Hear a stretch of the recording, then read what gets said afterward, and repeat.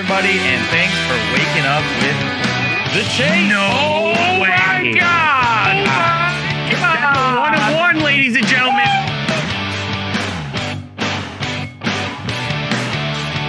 Go to Dave's. I must ask you a question right now.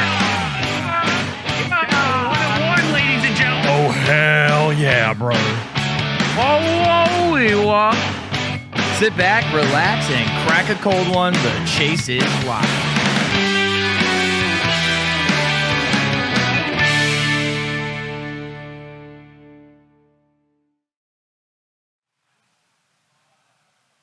Hey, what's going on, everyone? It is the Chase, live from the Toronto Sport Card Expo, day 1. As you can tell, we're playing a road game today. We're on the road, but we like this kind of stuff. That's what we want to do. And what better way to start off the show? Just opened up at 11. So, it's early on here. People are still getting in the door, kind of getting their bearings. But we have a very special guest with us today, as we always do. But we hooked it up for you. We've got Mr. Brad Hartlin from PSA Canada here with us. Good morning. How are you? Great, thanks. Thanks for having me. I appreciate it, guys. Look forward to some good conversation today. Yeah, an absolute pleasure. If you didn't know, Brad, kind of a big deal, so he made sure to waive his appearance fee for us. Exactly. I had to sign a few waivers, and everything's good to go. Yep, that's it. So, limited amount of time here because obviously we have some panels coming up after that. But welcome to Jersey Friday. Of course, I had to sport the Jeremy Roenick Kachina jersey I bought here years ago, so I had to make sure I brought it out for today. But where's yours? I may or may not have forgot my jersey. We'll just say that this is a David Yarger slow pitch, the Chase jersey. There you go. And Brad, you know what? If you were to be sporting a jersey with us today, which one would you have? You know what? I think I'd have to go with Paul Henderson, since it's the 50 years since the 72, so I feel like I'd be wearing Team Canada Paul Henderson jersey if I had a choice this weekend. There you go, an anniversary, no doubt.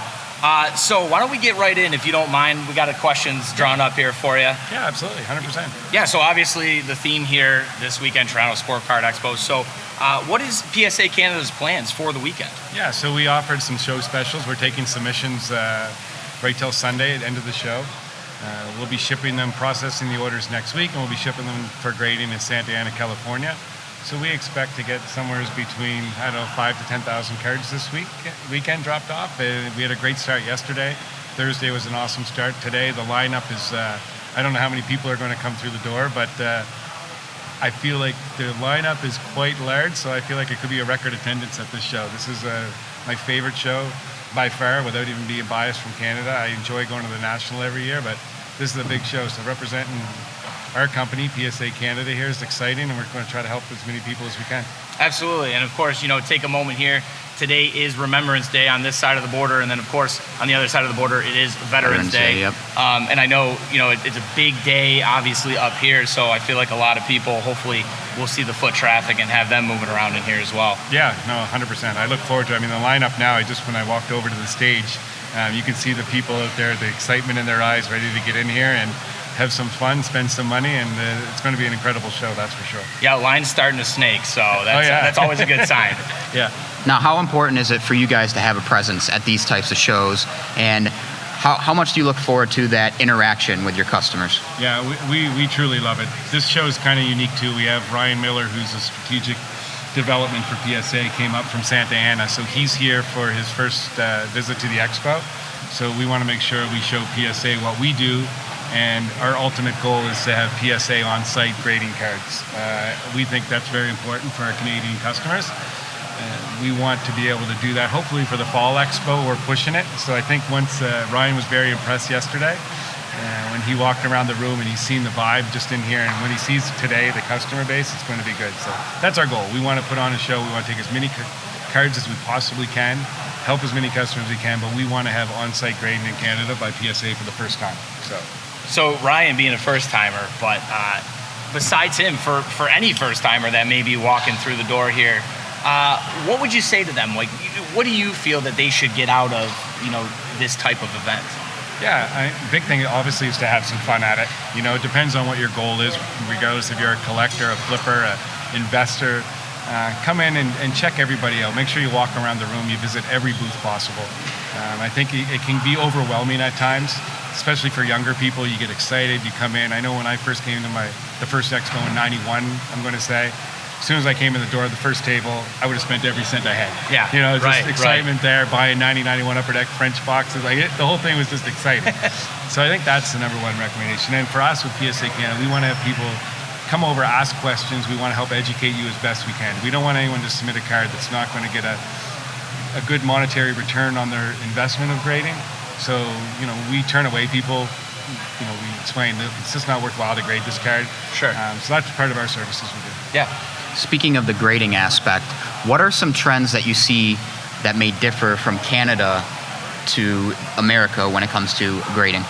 Yeah, so obviously the number one thing would be the volume of hockey. You know, hockey cards is number one by us. I don't know the ratio. I'm going to say probably 60-70% of our submissions are hockey cards that we take in as PSA Canada. Number two would be TCG cards, and I think that's happened. That trend is all over the world. I think even in the U.S. now, TCG is getting up there compared to sports. Definitely in Japan. PSA just opened their offices in Japan for, I think, probably 3 months ago officially. I mean, obviously TCG is a big player there as well. So, yeah. I know every month, Troy and I take a look at PSA inside the numbers for America, and it's like the top 10 submitted cards, we never see like a hockey card. It's always like baseball or football. Here, I can imagine the top 10 would probably be all hockey. Yeah, definitely, 100%. When you look at the pop reports on some similarities, you see, you know, if you take a Luka Prism, there's 25,000 PSA 10s something around that base. If you take a comparable hockey card, a Young Gun, you know, they get up there, the PSA 10s of guys, Matthews, McDavid, there's a 2,000, Crosby, there's like 1,300, so it's significantly less for sure. So, yeah. Who's like, I don't want to say underrated, but obviously we know people are submitting Gretzky's, they're submitting Crosby's, they're submitting McDavid's, but is there any other, you know, the player that you see that maybe we wouldn't expect a lot of people to be submitting? Yeah, there definitely is. There's a lot of prospecting in hockey, and sometimes prospects take a while, especially in hockey, to develop. It's not, some guys obviously come out at 18 and they can adjust and they can adapt, but there's lots of guys that it takes a long time. I have a personal relationship with Brad Marchand. I always use this as an example. When you go back to his career, it took him a while to get to the NHL. You know, he played in the minors. I think he hit when he was 23 or 24, and then he really started to bud into a superstar. So I look at these young guys, like you got Lafreniere now. You know, he was 18 years old, moved to New York City from a small town in Quebec. He was prepped and everything else during COVID. How's that guy going to adapt? So when people look at his numbers right now, I'm keen on him. We accept a lot of Lafreniere cards. I give him another couple years, and I think things are going to be pretty exciting for him. So. Yeah, and I'm assuming, so something I thought of there, obviously Young Guns. You guys, I'm assuming, are you doing on-site grading? No. Okay. So that's our goal. So we don't do on-site grading. We submit everything to Santa Ana for grading. My goal is to make sure PSA sees this crowd, sees the expo, because we want them to bring on-site grading here. Absolutely. Like, it'd be the ultimate thing for this customer base. And honestly, everyone that attends the show deserves to have it.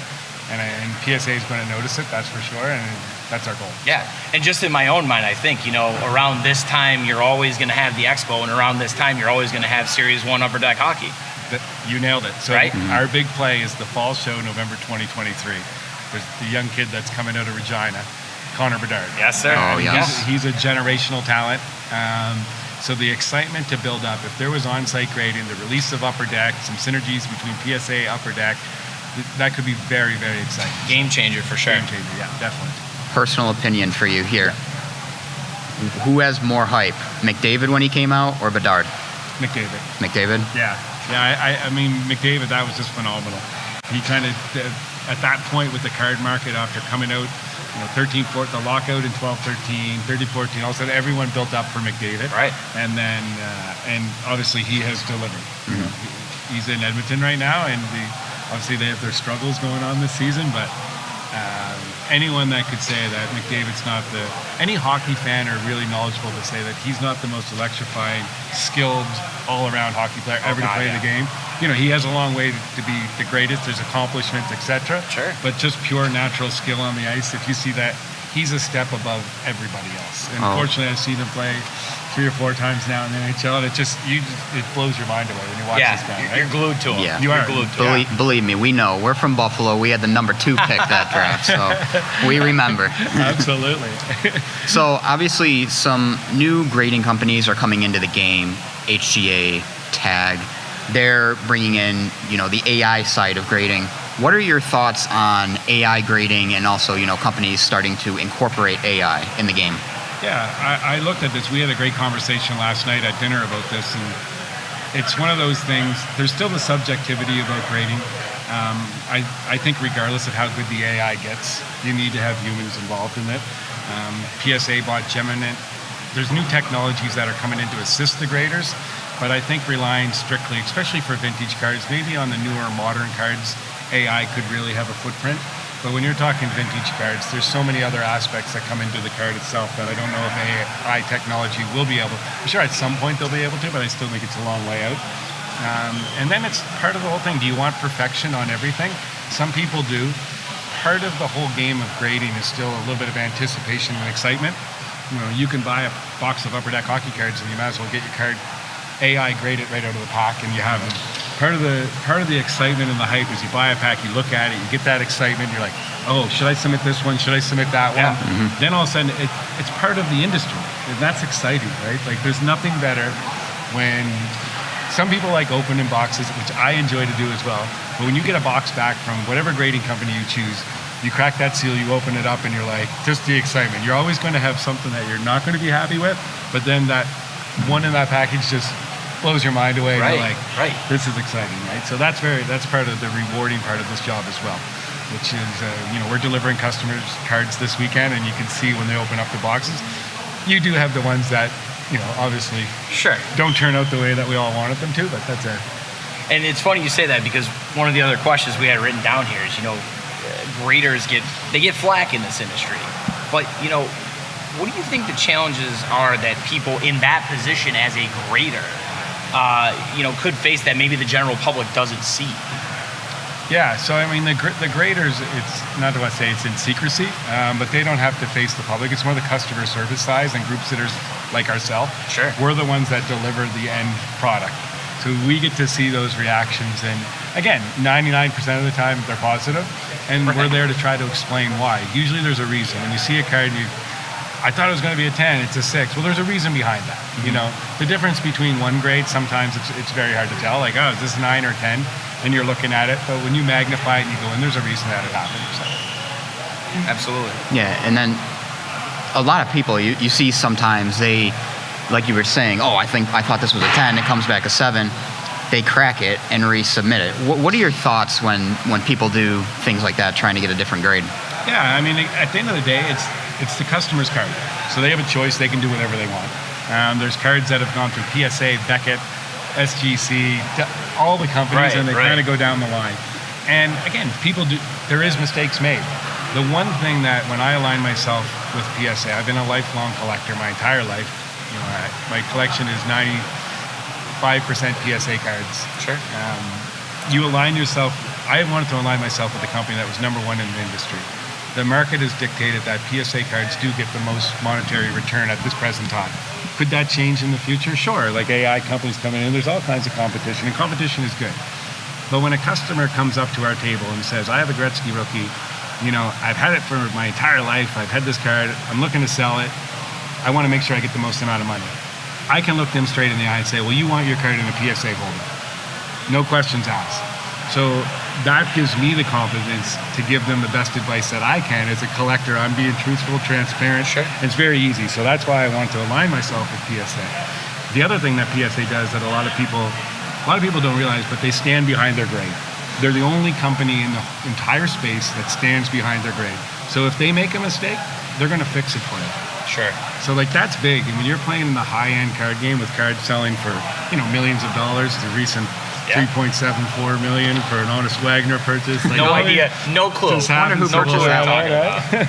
When you're playing in that, when you're playing in that space and you're buying those cards, you need to have confidence. And when PSA has that in place, it's a game changer, right? It's a real game changer. And I hope that they start to even market that more.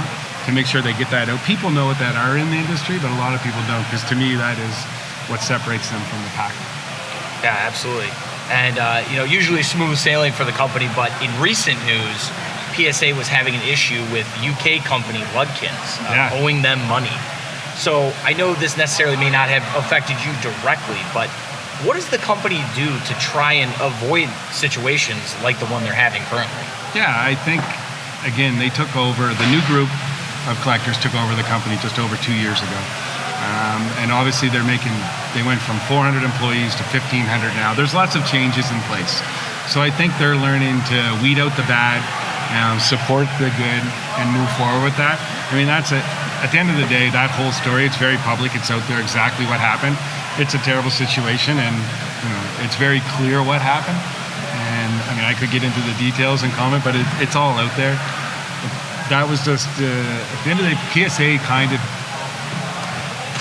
I want to make sure I try to say this the right way. I don't want to talk bad about anyone, but at the end of the day, the guy that did that is just wrong 1,000%. Yeah. It's just a bad situation. What he did is wrong. So. Yeah, it's a tough situation, but of course, I'm sure they're working diligently on it. And they offered a fix. I mean, and PSA, they want to return the cards to the customers. Absolutely. So I'll get into a little bit of the details because it is out there. So people submitted cards to him, same as if they give me cards. He charged up front. He collected the money. He submitted the cards to PSA. The cards got graded. The cards were ready to ship back to him. He didn't pay. He couldn't pay the bill, plus he owed the money. So he collected the money from his customers. PSA offered, give us the list of your customers. We will return the cards to the customers at no charge. Right. And he chose not to do that. Holding them hostage. That's it. Pay your bills, people. So you're not doing that, and to your customer base. Like, I can't imagine me taking cards from customers and we don't collect up front. We don't pay. We pay PSA. When the cards come back to us, we invoice the customers. We know we got the cards back, and then they pay. So there's a lot of changes in the work that PSA is going to do, and like I said, they're going to weed out the bad and really align themselves with the good, and hopefully we're on that side. Oh, especially with something like that where there is a paper trail, like you're saying. It's very simple. There's receipts. Yeah. So some people are blasting PSA on the end of the day, and it's like, how can you say anything bad about PSA? We're not going to get paid for the services we offered. We just want to get these cards back to the rightful owners. Yeah, we'll deal with our problem. That was our mistake, but we're going to deal with that. We just want to get the cards back. So when I read some of the forums, and it's just like, this happened. It's like, what more could you ask a company to do, right? So two sides to every story, absolutely. too. So. Yeah. It's not like the people aren't getting their cards. Yeah. The problem, PSA doesn't know who the cards belong to. Well, too, yeah. They need to have the list back from the person that was there. So, yeah. Going back to, the grading aspect, I've always been curious about this because I see, there's a ton of graders out there. What does it take? What experience do you need? What type of knowledge do you need to be, a PSA grader? Yeah, I went through that road, and I kind of asked those questions when I first started, because I'm not a grader, but I was one of PSA Canada's largest submitters for 20 years, so I consider myself well versed in it. I know what to look for. I know what to do. But it's like anything now. There's experienced graders, and even if they have someone that's keen and passionate about it, he can be trained to be an excellent grader. It's technical. You don't have to know all about sports cards. Sure, on the vintage side of things come more into play, but those are the research and ID teams. When the card gets to it, he's assigning a technical grade to the piece of cardboard that's in front of him. Yeah. So that's part of the process now. They're training new people from scratch that are just, obviously you have to have good eyes. You have to have good vision. True. That's not going to... True. that's like half the battle right there is, 100%. Do you need an eye test? Is there a required eye test before you start working for PSA? Yeah. Does PSA offer LASIK for, Yeah, there you go. Is that in the coverage? So I've been business partners for 20 years with the Trailer Park Boys. I don't know if you're familiar with this show. I am well aware of the Trailer Park So Boys. we can just imagine Mike Smith Bubbles applying for a job as a grader at PSA. We talked about just said, come on in, his glasses, he'll sit down and look at the guys, right? I'm ready for a job. I feel like he might have trouble getting hired as a grader, but we'll see. Just a little bit? Yeah, but who knows? He might be fooling all of us, right? He might have the best eye out of all of us. Exactly. Too funny. So you mentioned there being a submitter for so long and being a collector too. So actually, when you're not working at PSA, what is it for you that you're doing in the hobby? Yeah, so we have a collectible store, AMG Collectibles in Halifax, Nova Scotia. that we run. That we have 5 employees that work full time there now, and we do eBay auctions. We submit cards for grading as well on that front. I'm also in the bar, restaurant, nightclub business. That I have an ownership. I'm out of operations now. I just have an ownership stake. Sure. So that was 20 years of my life, and that's where I was partners with the Trailer Park Boys. So it's very, very exciting. That was a good 20 years there. Which is funny you bring it up, because a birdie who's bald, has a goatee and glasses that I may or may not work with shared some insider knowledge. Yeah. And he told me actually when you were on that side of business things that it was in an area where, you had guys like Crosby and McKinnon, 2 of the stud players right now in the NHL, coming through. Absolutely. Yeah, I mean, we have some really good stories that being in the bar business in Halifax, my favorite story of all of them, I mean, we have some great Crosby and McKinnon and Marchand stories. Marchand got a lot of trouble in his younger years in Halifax. I know. I never would have guessed. But he was young, young, successful. His family was very successful. And I mean, he has matured so much, and I consider him, he's a good friend. I don't see him very much anymore at all. Yeah. But the stuff that he does to give back to the community, what he does in Halifax is, it's unbelievable. The way he just treats. He hung out the other day at a grocery store because they had Marsh Munch cereal. Wasn't a promo or anything. He just hung out in the aisle. He just said, I'm going to go to the grocery store by myself. Anyone that walked down the aisle, they're just kind of, people start to second glance. He's like, you should try that cereal. Yeah. He didn't do it on camera. He didn't do it to anyone. Just to do it, huh? So he hung out for a couple hours there, so it was very good. I was to say, he seems like he's definitely a ribber. Yeah. He seems like he would be ribbing a lot of people. Oh, 100%. But Jonathan Drouin was one of my favorites. We had a bar called the Toothy Moose, which is still operating, and he played for the Halifax Mooseheads, so our Quebec major junior team. And we couldn't let him in the bar until he turned 19, because everyone knew who he was, but he really wanted to be in the bar. So his birthday, they had a game on a Friday. The game was over. His birthday was that day. The next day, Saturday.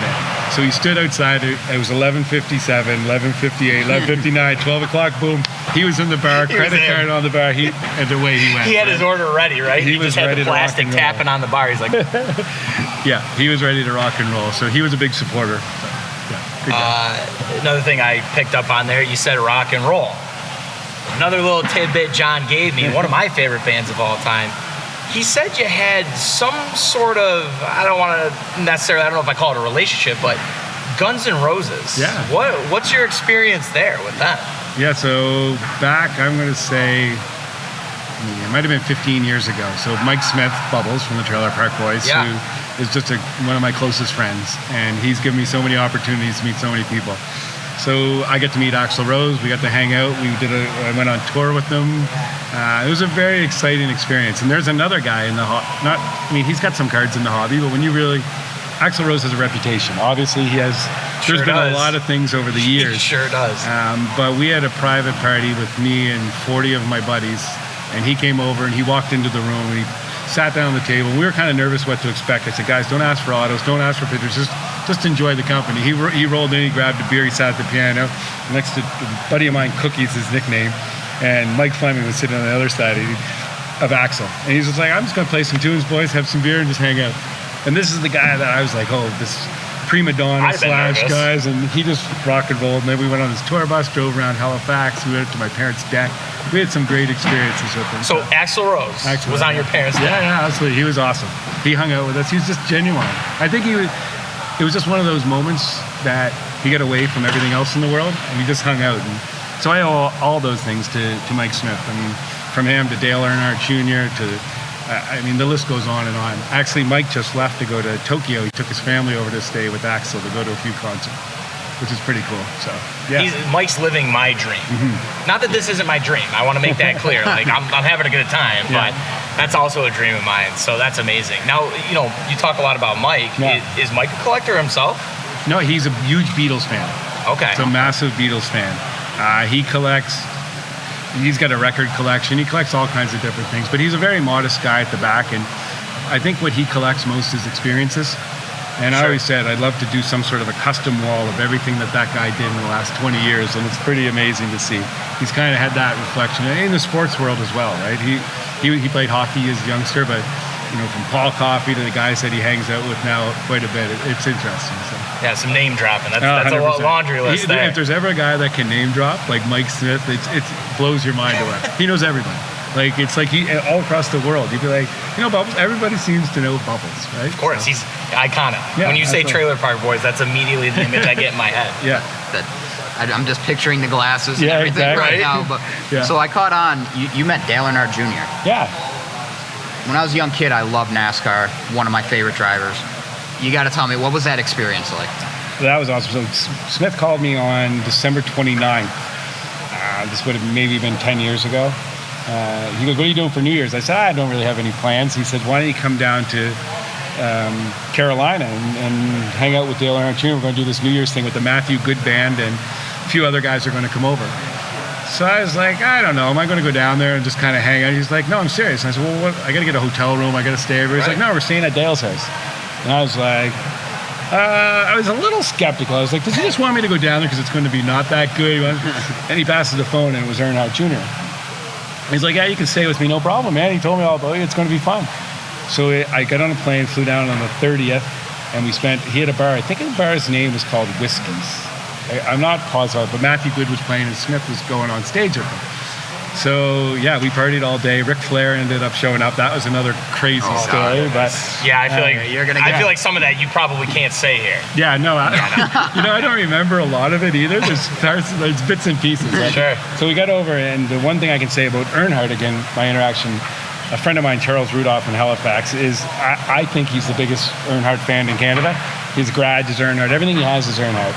And back to the rule that Mike always had, and I always respected this, and I try to get other people to respect this, you don't ask for anything ever when you're around these guys. Like, that's just like the no-no, because they're there just to hang out and be normal. Right.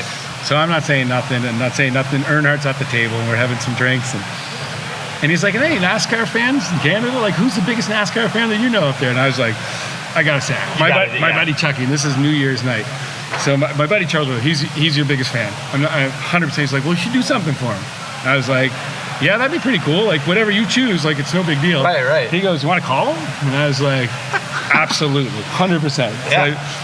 So I picked up the phone, like, "Chucky," and my brother was actually there having a New Year's party in Halifax, and he goes, I said, "Someone wants to talk to you." So I passed the phone over. Earnhardt gets up, and he was gone for like 10 minutes. Comes back, he's like, "Yeah, he's my biggest fan, maybe ever." And he gives me the phone back, and so the next day, talking to him, he's like, "Man, we talked for like 10 minutes." And he sent him up a race helmet signed and everything. It's just a class. And Chucky was going through a tough time at that time. Yeah. Just another complete class act.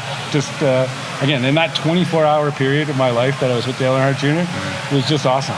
Just one of the guys hanging out, modest, cool. So. My dad was a huge Junior fan. I don't know if I ever told you this, but How do they? No, I heard the Jeff Gordon. But so he went to one of the races before, and he was in an elevator in the hotel, and he saw a dude wearing the Bud jacket, like for NASCAR, and he was like, "Oh, you going to the race?" It was Tony Erie Sr. It was his crew chief. So I think, he was going to the race. So, yeah, my dad met Tony Erie Sr. that way once. Yeah, so. It's funny how the things pick up and you remember all these stories, and it's fun, Selma, especially, we were talking about it with a couple of your co-employees last night at dinner. And telling these stories, and it brings back so many positive memories, and it's just to see, because there's so many good people. A lot of celebrities get flack. Yeah, they do, and deservedly so a lot of the times. But there's so many good people out there like that, right? It's just, I'll never forget Earnhardt when he walked over. And he had a beard, so not being a huge NASCAR fan, but I didn't even, when he walked into the room, I was in the green room in the back, because Smith was on stage with Matthew Good, and the guy walked in with the beard, and I was looking, I was like, and it was December 31st, well, New Year's night, but I wanted to watch Canada play the U.S. World Juniors. Right. They play every New Year's Eve. Yes, that's the game. Yeah. So I was in there with the TV in the green room. I was like, how am I going to get the game? There's no way I can find this.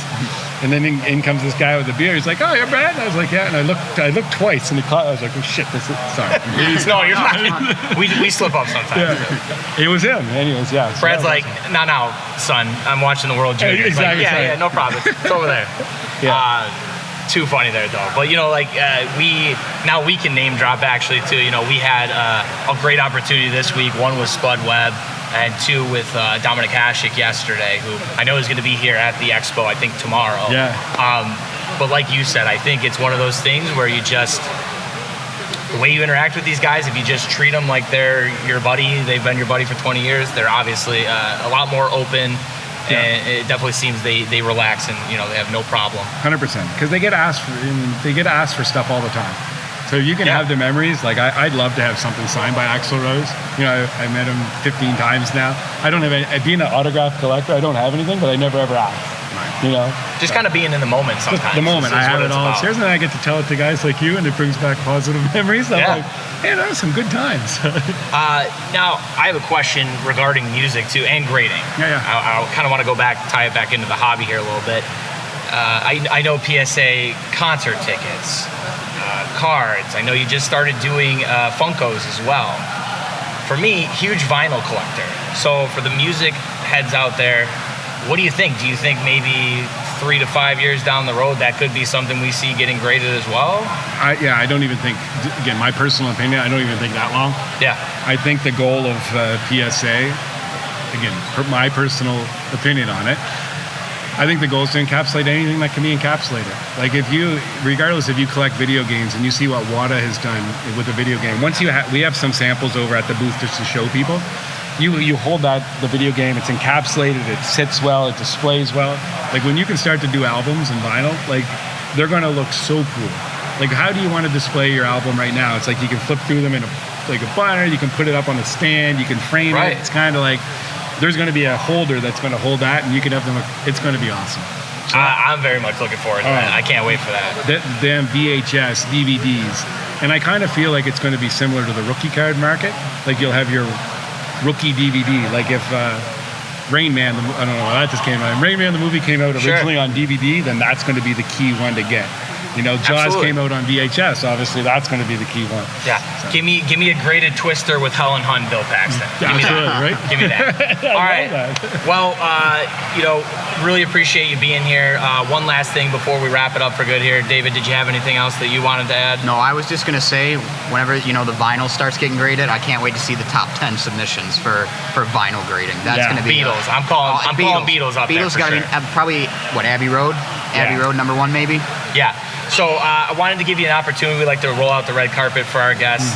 Let the folks at home know, or the folks here at the show, just what PSA Canada has going on maybe this weekend, where they can find you, what you're doing, and if they need some more services when they're not at the show, what they can do to reach you. You can reach out to us anytime, and we're listed. If you go to psacard.com, you click on the Canadian logo, up comes all my information, email, cell phone. You can get a hold of me anytime.